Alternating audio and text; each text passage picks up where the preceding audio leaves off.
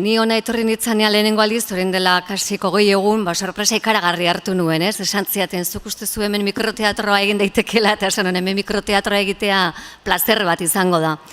Eta ezagutu genuen espazio guztiak, hasi nintzen galeriak ikusten, datalaia zoragarria iruditu zitzaidan, eta honea etorriko gea, hainbat eta hainbat obrekin, ez? Nik lehenengo gunean ja, ostiralean, eukiko duzue Gamba Alaia, 2.0 komedia ikusteko aukera, esan beharra dago mikroteatroko formatoan askotan mintzat komedia izaten dela genero nagusia.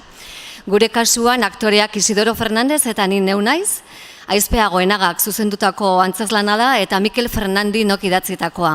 Eta hor topatuko duzue, nola bezero bat, iristen dan taberna batera, bai honen, atalaia honetan Punta Begoña honek esteneratzea asko jasoko ditu eta leku eta bidaia asko izango dituzue ikusgai hemen.